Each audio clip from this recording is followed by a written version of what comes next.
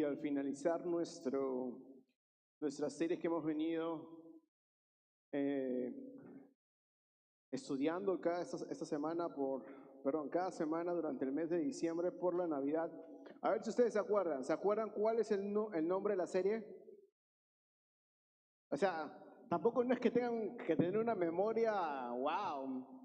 Lo pueden ver en la pantalla si quieren y decirlo, sin vergüenza. ¿Cuál es el nombre? A ver, no escucho, ¿cómo se dice? Un poquito más, creo que no tomo desayuno, yo tampoco, pero ¿cómo? La Navidad de los Evangelios. Mis hermanos, los 4 Evangelios dentro del Nuevo Testamento nos introducen a la venida de nuestro Salvador, a la venida del Mesías, a la venida de aquel quien vino a darse por nosotros para darnos vida eterna. Y mis hermanos, el día de hoy vamos a hablar acerca de el relato del libro de Mateo. Así que, si me acompañan, por favor, abran sus Biblias en Mateo capítulo 1, versículo del 18 al 25. Mateo capítulo 1 del 18 al 25. Ahora, hay que tener algo en claro.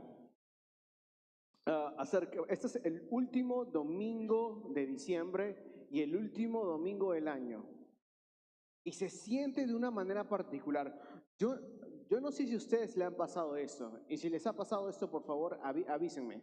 Y me dan un high five después del servicio. O me dan un chocolate después del servicio. No sé si les ha pasado que ustedes han tenido que llegar al trabajo a las 8. Y ustedes han puesto su alarma a las 6 de la mañana. Pero como ustedes saben que son bien dormilones, no pueden ponerlo simplemente a las 6 de la mañana. Tienes que ponerla cada 5 o 10 minutos para tú poder escucharlas varias veces. Bueno, eso me pasó a mí. La puse a las 6, pero yo digo, y si no me levanto a las 6, la puse a las 5:55. Pero dije, y si me quedo dormido después de las 6, entonces la puse a las 6:10. Y si no me levanto en la tercera, la puse a las 6:15. Y si tampoco me levanto, la puse a las 6:25. Hermanos, ¿ustedes saben qué es lo que pasó? 5:55. Me levanté y dije, no, 5 minutos más. Sonó la de las 6 y dije, no, 10 minutitos más. O sea, como que uno está bien cómodo, ya entró en su flow al dormir. 10 minutos más. 6:10. Me levanto, digo, no, 5 minutitos más, 5 minutitos más. Estos van a ser los últimos, te lo prometo. 6:15. No. Yo justo estoy empezando a reflexionar acerca de todo lo que voy a hacer cuando me levante y me quede dormido de nuevo. ¿Y sabes qué horas son? Las 7:30, cuando me levanto de nuevo. Entonces lo que tengo que hacer es levantarme, apurarme, meterme a la ducha, acicalarme, cambiarme e irme donde tenía que ir y llegar a las justas a las 8 de la mañana contra tráfico y todo. Yo no sé si ustedes han jugado Mario Kart alguna vez, pero si hay algo parecido a Mario Kart en la vida real yo manejando ese día. Pero llegué. Eso es como se siente en los últimos días, el último domingo de fin de año. Se siente como que, wow, o sea que ya va a acabar el año, un descansito más, un reposo más. Pero no, mis hermanos, vamos a transicionar este año con todo en lo que abrimos la palabra de Dios. Así que acompáñame al ver Mateo capítulo 1, versículos 18 al 25. Dice la palabra de Dios. El nacimiento de Jesucristo fue como sigue. Estando su madre María comprometida para casarse con José, antes de que se llevara a cabo el matrimonio, se halló que había concebido por obra del Espíritu Santo. Entonces José, su marido, siendo un hombre justo y no queriendo denunciarla públicamente, quiso abandonarla en secreto. Pero mientras estaba en esto, se le apareció en sus sueños un ángel del Señor diciendo, José, hijo de David, no temas recibir a María tu mujer, porque el niño que se ha engendrado en ella es del Espíritu Santo y dará a luz un hijo y le pondrás por nombre Jesús, porque él salvará a su pueblo de sus pecados. Todo esto sucedió para que se cumpliera lo que el Señor había dado por medio del profeta diciendo, he aquí, la Virgen concebirá y dará a luz un hijo y le pondrán por nombre Emmanuel, que traducido significa Dios con nosotros. Cuando José despertó del sueño, hizo como el ángel del Señor le había mandado y tomó consigo a María como su mujer y la conservó virgen hasta que dio a luz un hijo y le puso por nombre Jesús. Oremos. Padre, gracias Señor porque hemos podido, Señor, celebrar tu primera venida. Hemos con un gozo tremendo celebrar la venida del Salvador, de la cual podemos cantar, oír un son, Señor, en alta esfera, del cual podemos celebrar que su gracia es mayor, del cual que nosotros podemos decir que cante toda la creación a ese Dios sea exaltado el día de hoy. Te pido, Espíritu Santo, que tú me ayudes a poder predicar el día de hoy, Señor, que no confíe en mis propias fuerzas, sino escóndeme detrás de la cruz para que tu Hijo sea el centro de lo que voy a decir, Señor, y que el fin de este mensaje sea poder atesorar a Cristo más cálidamente en nuestros corazones, Señor. Como cantamos a veces, decir, no soy yo, sino en Cristo en mí.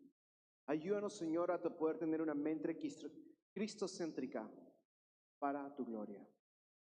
Ayúdame con las palabras, ayúdame, Señor, porque solamente tú puedes, Señor, dar convicción, dar ánimo, dar todo lo que la palabra requiere a tu pueblo. Señor, háblanos, porque te necesitamos el día de hoy. En nombre de Jesús, amén. Amén. Mis hermanos, nos encontramos en el primer marco narrativo del libro de Mateo. Ahora te preguntarás, ¿qué es un marco narrativo? Ok, hay una palabra que es muy difícil simplemente de decir, que se llama exégesis, que en la teología significa la interpretación del texto.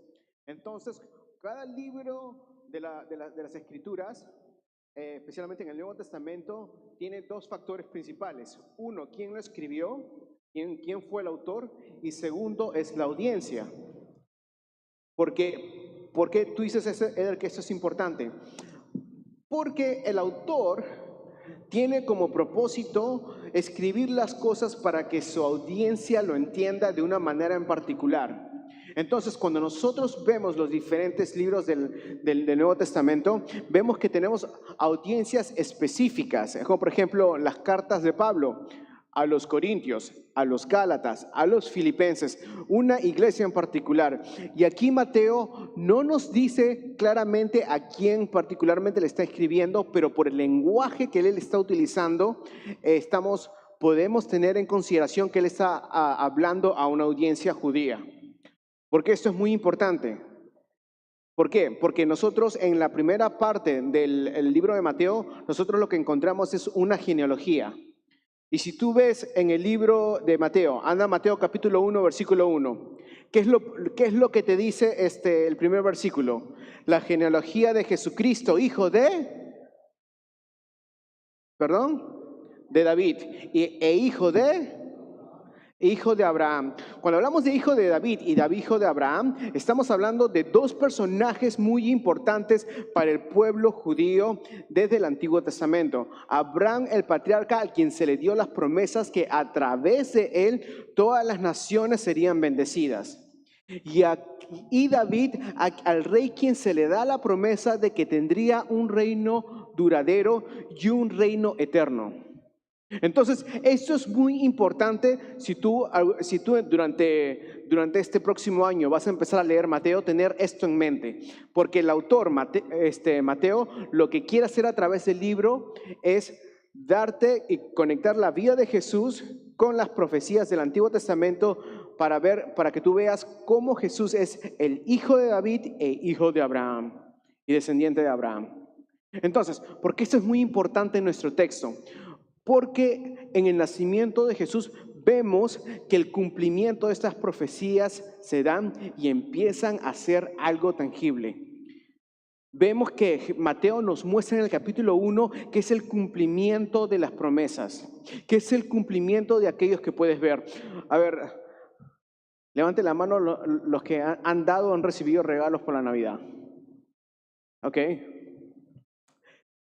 ¿Alguna vez has pedido algo y te han preguntado tus papás, ¿qué quieres para Navidad? Y tú le has dado tu lista a tus papás, uno bien inocente, ¿no?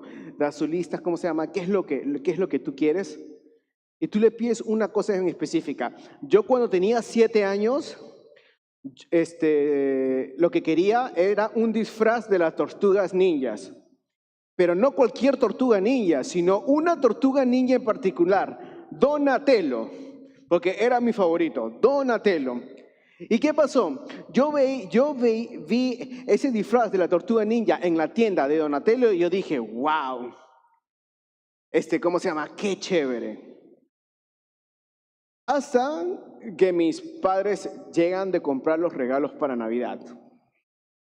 Cuando ellos llegan a comprar los regalos para Navidad, empiezan a envolver los regalos cuando nosotros estábamos dormidos, pero los dejan al lado del árbol. Y uno como niño veía la caja que era del mismo tamaño de donde venía el disfraz de Donatello. Tú no estabas seguro si es que era el disfraz de Donatello. Tú no habías visto que te ibas a convertir en Donatello, si es que, ¿cómo se llama? Aún. Pero sabías que la forma de lo que había de venir estaba pasando. Hasta que llega ese día, tú sabes que uno para Navidad, uno no abre los regalos, uno destroza las envolturas para ver lo que hay adentro. Y veo que, sí, estaba mi disfraz de Donatello. Y yo no me quité eso por una semana. Mi mamá me dijo, quítatelo, te lo quito. Hasta que pude ver lo que realmente, ¿cómo se llama?, había pedido. Lo que vemos aquí en Mateo es el cumplimiento de aquello que parecía ser el cumplimiento de las profecías del Mesías, de aquello que se habían escuchado, las cosas, el ambiente, todo parecía ser condicionalmente ideal para que el Mesías venga, pero aquí tenemos la confirmación de parte de Dios que el Mesías ha venido. Así que vamos a ir a nuestra idea principal que la tenemos en pantalla. Nuestra idea principal el día de hoy es esta. Jesús es el cumplimiento de la promesa, el acercamiento de Dios al hombre para salvarlo de sus pecados. Jesús es el cumplimiento de la promesa, el acercamiento de Dios al hombre para salvarlos de sus pecados.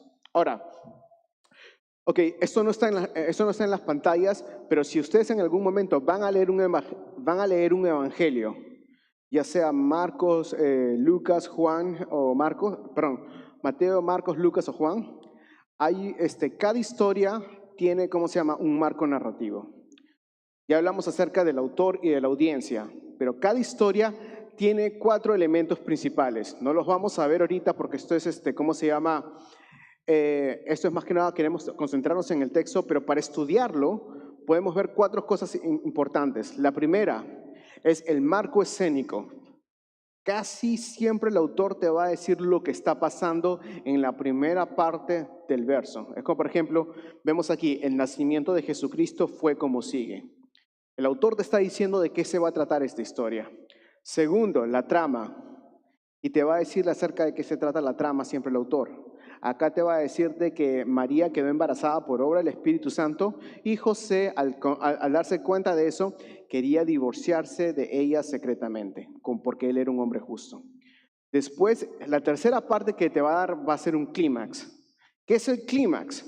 Es un punto alto a donde llega la historia, donde hay un desenlace donde se explica la razón de la trama. En este caso es cuando el ángel se le parece a través de un sueño a José. Y esto lo vamos a desempacar más a través de la prédica.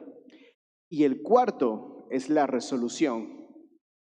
A la luz de lo que se ha revelado, a la luz del clímax, a la luz de lo que se sabe, el porqué de la trama, cómo las personas van a responder. Las personas envueltas en esta historia van a responder. Ahora, nosotros no vamos a ver en estos 4 puntos, pero vamos a verlos estos 3 puntos, ¿cómo se llama?, dentro de este sermón. Una situación, una profecía y un cumplimiento. Del 18 al 19, una situación. Del 20 al 23, una profecía. Y del 24 al 25, un cumplimiento. Vamos a ver cómo Dios mismo desempaca la venida de Cristo para nosotros poder darnos cuenta de que Cristo es el cumplimiento del Hijo de David. Punto número 1, una situación. El nacimiento de Jesucristo fue como sigue. Estando su madre María comprometida para casarse con José, antes de que se llevara a cabo el matrimonio, se halló que había concebido por obra del Espíritu Santo. Entonces José, su marido, Siendo un hombre justo y no queriendo denunciarla públicamente, quiso abandonarla en secreto. Mateo nos dice, esta historia se trata del nacimiento de Cristo. Esta historia se trata del nacimiento del Mesías. Esta historia se trata de la venida del Salvador del mundo. Y vemos que desde el principio esto es una situación complicada para María y para José. Y la situación es esta. María y José acaban de comprometerse y María estaba embarazada. Y José, siendo un hombre justo que amaba a María, decide divorciarse en lo secreto.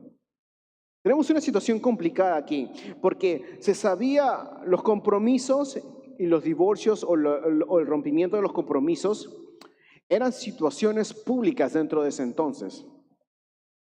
Entonces, al querer José divorciarse o romper el compromiso con ella de una manera secreta, eso es un acto de amor para ella, porque para ella como mujer iba a ser avergonzada en la sociedad durante ese tiempo.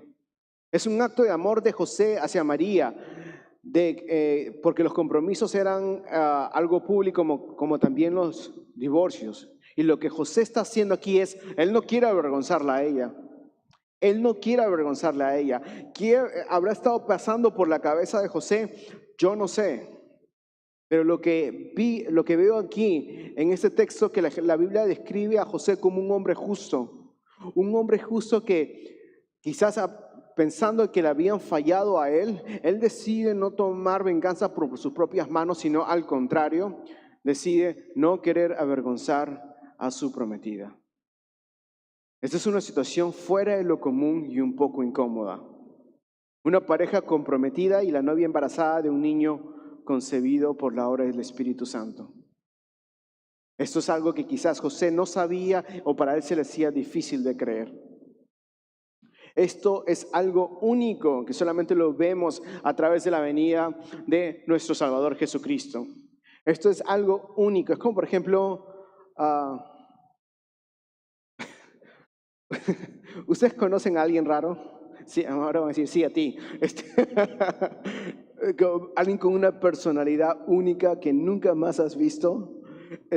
O ¿cómo se llama? A alguien simplemente particular. No necesariamente es excepcional o no excepcional. Simplemente es alguien único.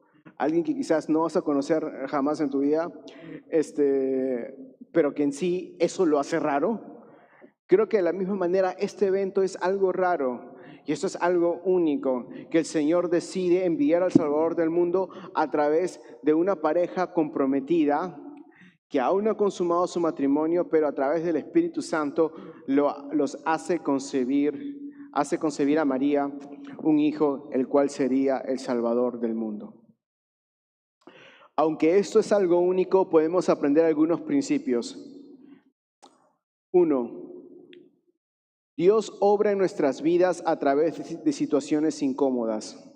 Dios obra en nuestras vidas a través de situaciones incómodas. Esta incomodidad, esta dificultad que José y María tenían, les iba a ayudar para ellos poder ver cómo la bondad y la mano de Dios en todo lo que ellos iban a hacer después, porque esto no iba a ser la única instancia en la cual ellos iban a tener a traer fe. Porque vemos más adelante y en los otros evangelios también que después Herodes persigue a todos los primogénitos, a todos los niños que son nacidos durante esos tiempos y ellos tienen que escaparse. Vemos que ellos tienen que refugiarse en un establo. Vemos que hay más situaciones incómodas que van a venir para ellos y esta solamente iba a ser la primera. Pero hermanos, ¿no pasa lo mismo con nuestras vidas? ¿Cuánto Dios nos enseña a través de las dificultades, a través de la incomodidad, a través de situaciones que nos gustaría no tener, que nos gustaría evitar, pero simplemente pasan y nos ayudan a crecer en nuestra fe? Nos ayudan a poner nuestra teología en práctica o a veces esas situaciones nos ayudan para ver cuánto nos falta practicar nuestra teología o cuánto mucho sabemos y poco hacemos. ¿No obra Dios en medio de esas situaciones, en medio de nosotros? Podemos aprender que Dios obra en nuestras vidas en situaciones incómodas. Segunda, nuestra incertidumbre es tierra fértil para el obrar de Dios. Nuestra incertidumbre es tierra fértil el obrar de Dios. Nosotros vamos a ser más propensos a aprender. Nosotros vamos a ser más propensos a decir, Señor, háblame. Nosotros vamos a estar más propensos a buscar de la mano de Dios cuando nosotros no sabemos qué hacer. Mis hermanos, una de las bendiciones más grandes por las cuales a veces Dios permite los momentos difíciles en los cuales nos hace llevar en desesperación es que a veces esas situaciones nos llevan a nuestras rodillas para decir, Señor, ayúdame. Señor, ayúdame. Porque sin ellas nosotros no aprenderíamos. Si nosotros pensamos que sabemos todo, si nosotros sabemos qué va a ser lo siguiente, si nosotros pensamos que es el ABC de nuestras vidas y nunca decimos, Señor, ayúdame, lo único que vamos a hacer es confiar en nuestras propias fuerzas. Nosotros podemos saber evangelizar, podemos saber discipular, podemos saber servir, podemos saber hacer muchas cosas para Dios, pero si no decimos, Señor, ayúdame en medio de ellas, simplemente vamos a estar confiando en nuestras propias fuerzas. Así que la incertidumbre es un regalo para nosotros porque nos ayuda a ver, Señor, necesito de ti. Y tercero, ser justos no significa avergonzar a aquellos quienes amamos, pero nos causan dolor. Ser justos significa no avergonzar a aquellos quienes amamos, pero nos causan dolor. Yo no sé cómo José se sentía en medio de la incertidumbre, pero probablemente era un hombre dolido durante ese tiempo, porque quizás estaba especulando muchas cosas en su mente. Pero aún en medio de eso, José decide no pagar de una manera mala, sino aún piensa en el bien de ella. Mis hermanos, a veces tenemos que tener cuidado cómo vemos la justicia y la rectitud en nuestras vidas. Porque cuando crecemos en justicia, cuando crecemos en la rectitud de Cristo, cuando crecemos en obediencia, cuando crecemos en santidad, una postura correcta debe decir, Señor, continúame, ayudarme a poder seguir dependiendo de ti. Porque si tú crees que crecer en justicia, que crecer en rectitud es tener un estándar o una posición donde ahora puedes mirar a otros desde arriba, eso está mal. Y de hecho, no estás creciendo en rectitud, estás creciendo en legalismo o estás creciendo en autofariseísmo. ¿Por qué? Porque la verdadera rectitud va a decir, Señor, gracias por obedecerte, pero ayúdame a seguir obedeciéndote. Señor, gracias por lo que me has ayudado a crecer, pero ayúdame a seguir obedeciéndote. La rectitud y la obediencia no mira por debajo por otros, sino dice, Señor, ayúdame a amar a mis hermanos. Ayúdame a hacer lo que es mejor para ellos. Así que en esta primera escena tenemos una situación donde Dios obra por medio de su Espíritu. Donde Dios obra por medio de su Espíritu. Así que tenemos una situación. Vamos a nuestro punto número 2, que es una profecía. Una profecía. Pero mientras pensaba en esto, José estaba pensando, ahora qué voy a hacer, qué le voy a decir a sus papás, qué le voy a decir a los míos, cómo puedo hacer esto en secreto, pero necesito una carta legal para poder romper mi compromiso con ella. Si hay alguien que estaba estresado en ese momento era José. Pero un ángel se le aparece en el sueño y les dice, José, hijo de David. ¿Se acuerdan que hablamos al principio? ¿Qué es lo que estaba queriendo Mateo probar? Que Jesús era hijo de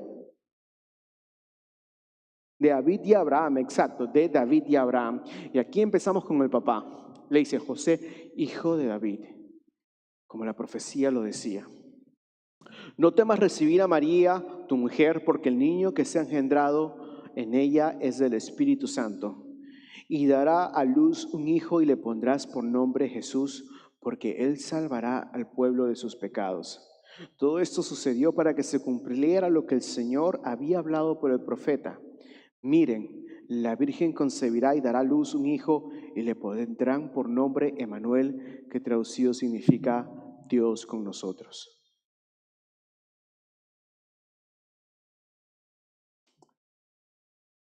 ¿Alguna vez a ustedes han tomado o han estado a punto de tomar una decisión difícil, donde sabías que ibas a poner mucho en juego y te ponías a pensar en los posibles desenlaces o en las posibles consecuencias de lo que podría pasar si es que esto pasaba?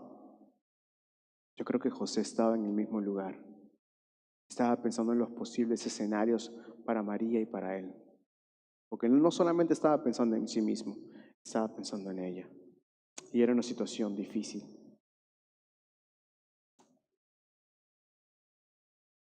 Pero Dios no los deja a ciegas.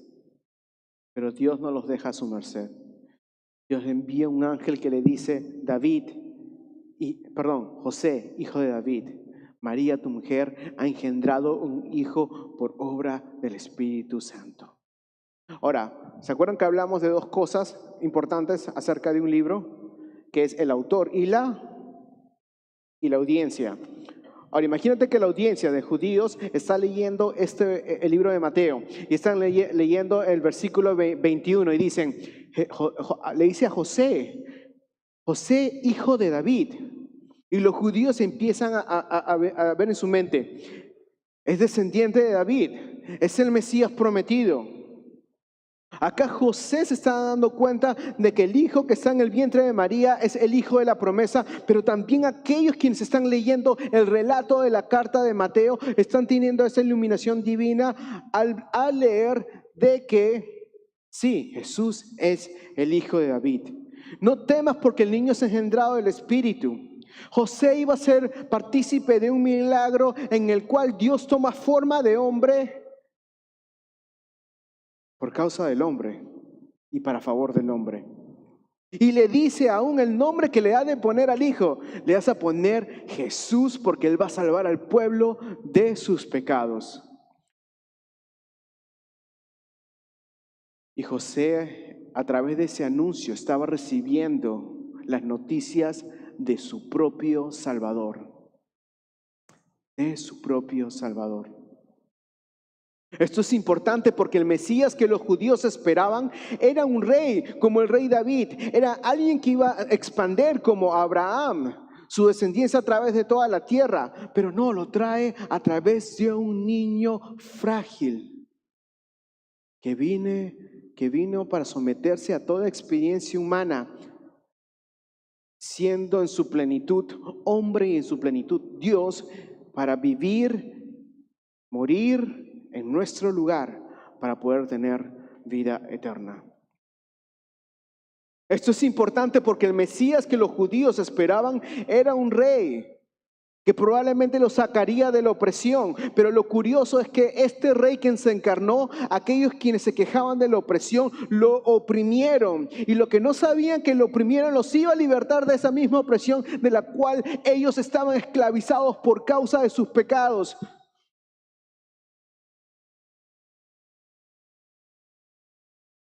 Jesús pudo venir de otra manera, pudo venir en una cuna de oro, pudo venir siendo protegido, pudo venir teniendo una vida fácil, sí.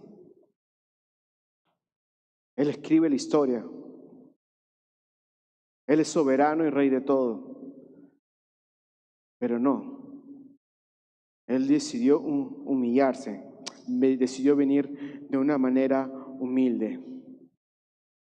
Decidió venir de una manera en la cual fue perseguido bajo un gobierno injusto, para que en él puedan encontrar justicia quien todo lo soportó perfectamente. Y la palabra nos muestra que esto pasa para que se cumpla lo dicho por el profeta Isaías 7:14. Ese versículo que nos dice que la Virgen concebirá y dará luz a un hijo y le pondrán por nombre Emmanuel, es la señal que el Mesías había de venir. Es la señal que el Mesías está aquí, que una virgen ha concebido por obra del Espíritu. Así como se acuerdan cuando yo vi que había una caja en el árbol que se parecía a mi disfraz de tortuga ninja, y esa era una señal para mí que me habían comprado lo que pedí para mi regalo. De la misma manera, el embarazo de María para los judíos había de significar que el Mesías ha venido. Y lo que le está anunciando el ángel a José es que la señal se ha cumplido y Dios ha venido a morar con nosotros. La gloriosa humillación de que el creador del universo vino a tomar forma de aquello que creó para hacerlo nuevo. Para hacerlo nuevo. Es la gloriosa humillación del Salvador. Aquel quien teniéndolo todo, se despojó de todo para ser despreciado, para que así aquellos quienes los despreciaron, si ponen su fe en Él, puedan ser aceptados delante de Dios a través de Él. A través de Él. Lo que el ángel le dice a José y lo que podemos aprender es que, uno, la obra de Dios quita fuera temor, aunque lo sentiremos en la incertidumbre. La obra de Dios quita fuera todo temor, aunque lo sentiremos en la incertidumbre. José tenía miedo, José estaba estresado, José estaba pensando en todo lo que podía hacer, pero Dios le trajo claridad a su vida de qué es lo que él debía hacer. Y mis hermanos, hay veces donde nosotros sentiremos miedo también al hacer la voluntad de Dios. A veces también sentiremos miedo y incertidumbre en algunas situaciones o decisiones difíciles, pero Dios nos dará paz. Dios quitará todo temor fuera de nosotros al mostrarnos su voluntad. Segundo, Dios cumple lo que promete. Dios cumple lo que promete. Lo que prometió hace cientos de años, Él lo llega a cumplir en ese día para el favor del pueblo. Dios cumple lo que promete. Y tercero, Dios toma la iniciativa al acercarse a nosotros. Dios toma la iniciativa al acercarse a nosotros. Dios toma la iniciativa de que envíen en forma humana para compartir de nuestra experiencia, para que nosotros podamos acercarnos a Él. Porque Romanos nos decía que nosotros éramos enemigos de Dios y estábamos alejados de Él. Y no queríamos saber ni tener nada con Él, pero Dios mismo se para en la historia para nosotros poder venir a Él. Dios mismo toma el papel protagónico para nosotros ser reconciliados con Él. Y así vemos que se cumple una profecía, que Dios habló y le recuerda a su pueblo que Él se acercará a nosotros. Que Él se acercará a nosotros. Y tercero, un cumplimiento. Un cumplimiento. Cuando José despertó del sueño, y esta es la resolución, hizo como el ángel del Señor le había mandado, tomó consigo a María como su mujer y la conservó virgen hasta que dio a luz un hijo y le puso por nombre Jesús. ¿Qué es lo que hace José? Se despierta y obedece. Dios ha consolado la mente de este hombre que no sabía qué hacer y ahora se da cuenta del propósito divino en su vida, que es a través de su línea el Salvador iba a venir a la tierra. Y José se casa con María y ella dio luz a Jesús. Dios con nosotros ha nacido, nuestro Salvador ha llegado, que se sujetó a toda experiencia humana por nosotros. No fue una situación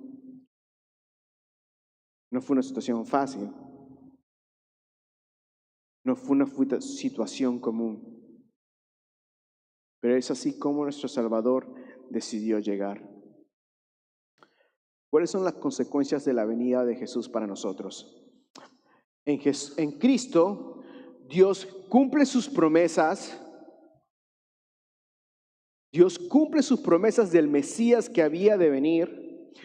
Trae salvación porque simplemente y solamente a través de Él podemos tener vida eterna. Hermanos, no nos creamos la mentira que tenemos que contribuir algo a nuestra salvación porque nosotros no podemos. El único que pudo complacer al Padre perfectamente fue Cristo. Y sí, podemos nosotros vivir en obediencia, pero esa obediencia es imperfecta, pero es aceptable porque fluye de la obediencia perfecta que solamente Jesús pudo cumplir. No nos equivoquemos, mis hermanos. No nos equivoquemos. En Cristo Dios trae salvación, en Cristo Dios transforma corazones. Porque como leímos la semana pasada, aquellos quienes conocen a Cristo, aquellos quienes han pasado tiempo con Cristo, no son iguales, no son de la misma manera. Es como, por ejemplo, cuando tú conoces a alguien que es bien gracioso y pasas tiempo con esa persona riéndote de los chistes. Tú no vas a salir triste de esa conversación, tú vas a salir feliz. Parte de la experiencia es de que has experimentado el gozo de esa persona. De la misma manera, aquellas personas quienes han venido a Cristo son transformadas por causa del Evangelio. En Cristo Dios reparte consuelo.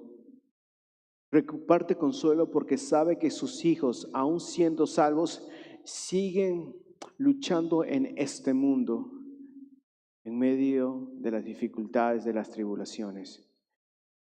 Pero Él trae el consuelo a miras aquella promesa que ha de cumplirse. Hermano, escuchemos esto porque esto es para nosotros. Filipenses 1:6 dice, aquel que empezó la buena obra, la va a terminar. Pero la va a terminar en Cristo. Mira a Cristo, sujétate a Cristo. No desmayes, no te rindas. Hay momentos difíciles, sí. A veces hay dificultades, sí. A veces las dificultades vienen dentro de tu mismo círculo, sí. Pero Cristo no te va a fallar. Hermano, todos los que estamos aquí nos podemos fallar unos a otros, pero Cristo no nos va a fallar porque Él es el único perfecto. Y en Cristo Dios despierta esperanza para vivir para Él. Despierta esperanza para vivir para Él. Porque estamos desesperanzados cuando nos vemos a nosotros mismos. Pero cuando veo a Cristo, puedo ver que hay una esperanza para vivir para Él. ¿Por qué? Porque Él vive. Puedo estar confiado de que el futuro está seguro y la vida vale más solo por Él. En Cristo, Dios nos da esperanza y la despierta para vivir para Él. Así que regresamos a nuestra idea principal. Jesús es el cumplimiento de la promesa, el acercamiento de Dios al hombre para salvarlo de sus pecados. Y lo vimos a través de esta historia, a través de una situación donde Dios obra a través de su Espíritu y un niño es concebido en el vientre de María, a través de una profecía que Dios habló y le recuerda a su pueblo que se acercará a nosotros, y tercero, a través de un cumplimiento donde Dios se acerca al hombre. Ahora tú te preguntarás, ¿qué puedo sacar de esa historia? ¿Qué puedo sacar de esa historia? Déjame compartirte 4 aplicaciones a la luz de lo que acabamos de estudiar. 1. Continuemos celebrando la venida de nuestro Salvador. Continuemos celebrando la venida de nuestro Salvador. Mis hermanos, la eternidad va a ser una celebración perpetua porque podremos estar cara a cara con aquel quien nos salvó, y todas nuestras lágrimas serán enjugadas porque lo veremos ojo a ojo, mis hermanos. Aquel niño que vino de una manera frágil, nacido en un pesebre, vendrá como rey a establecer su reino y nosotros con él. Y hermanos, esa es una realidad que ha de cumplirse. No desmayes y no desfallezcas, pero continúa celebrando que eso es lo que viene. Segundo, busquemos su guía en momentos donde no entendamos qué hacer. Busquemos su guía en momentos donde no entendamos qué hacer. Mis hermanos, dentro de este mundo las cosas se van a poner difíciles y a veces vamos a tener más confusión que claridad. Hermanos, oremos, pero busquemos su guía a través de la palabra de Dios, pero a través de unos con otros. Compartamos con hermanos maduros situaciones que nos parecen confusas para que nos apunten a la palabra de Dios o nos den una óptica diferente. Mis hermanos, una de las cosas en cómo Dios nos ayuda a crecer es a través de la iglesia, a través de unos a otros. Por eso 1 Corintios 12 dice que nosotros nos necesitamos unos a otros porque somos un solo cuerpo. El ojo no le puede decir a la mano no te necesito, ni tampoco, el pie a la cabeza. ¿Por qué? Porque estamos todos juntos, estamos todos puestos juntos de una manera particular y funcionamos como un cuerpo. Funcionemos como un cuerpo al pedirle ayuda a Dios por guía, pero también al ver cómo Él usa a otros hermanos y hermanas que nos ayuden a poder tener claridad cuando no entendamos qué hacer. Tercero, recordemos sus promesas porque Él las cumplirá. Recuerda su promesa, que Él las cumplirá. Ahora, cuando mires la promesa, mira el carácter de Dios. Mira todo lo que Él es. Como leyó el día de hoy el hermano Raúl. Él es admirable, Él es consejero, Dios poderoso, Padre eterno, príncipe de paz. Mira todo lo que Él es Él cuando recuerdes sus promesas, porque su carácter es la seguridad, es la aseguranza de lo que Él va a hacer. Y de lo que Él va a hacer se va a cumplir conforme a lo que Él ha dicho. Y cuarto, levantémonos para obedecerlo y anunciarlo. El Rey Jesús vino y regresa pronto. Mis hermanos, levántate para dar obediencia, una obediencia que no solamente es parte de nuestro deber, sino también es nuestro deleite, porque antes ni siquiera queríamos obedecerlos, porque estábamos muertos en nuestros delitos y pecados, pero ahora se nos ha dado una nueva vida. Ahora no somos los mismos, somos diferentes y podemos obedecerlo, pero también anunciarlo porque el Rey viene. El Rey viene. Y mientras que estamos en la tierra, somos embajadores del cielo que anuncian un reino venidero, del cual no ha de verse aún, pero ha de venir. Porque qué amor tan grande cuando se manifieste lo que somos por causa de que el autor es Dios, al que cuando el mundo vea y testifique de que somos hijos de Dios. Creyente, no te rindas. Ya casi llegamos a casa. Y amigo y amiga que nos visitas el día de hoy, este Cristo que nació el día de hoy te invita para que tú vengas a Él. Si tú escuchas su voz, no la endurezcas como aquellos que lo hicieron en Meriba. Si escuchas su voz el día de hoy y te sientes convencido en tu corazón, no digas que lo haré después, porque tú no sabes si un después es prometido para ti. Pero el día de salvación es hoy. Ven a Él. Tú preguntarás, ¿pero qué tengo que hacer? ¿Qué es lo paso siguiente? ¿O qué me van a obligar? ¿Qué me voy a negar? ¿Qué reglas? Ninguna. Porque no hay nada que podamos hacer en nuestras propias fuerzas para poder obtener solo lo que Él obtuvo.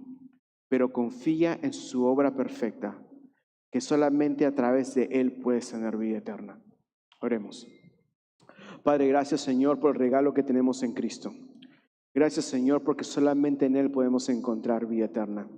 Gracias porque tenemos un Dios que vino a nosotros y se encarnó para que nosotros podamos tener vida eterna y vida en abundancia. Ayúdanos a reposar, al celebrar, al obedecerte, al ser guiados a través de tus promesas, pero también a través de los santos que nos rodean el día de hoy. Ayúdanos en el nombre de Jesús. Amén.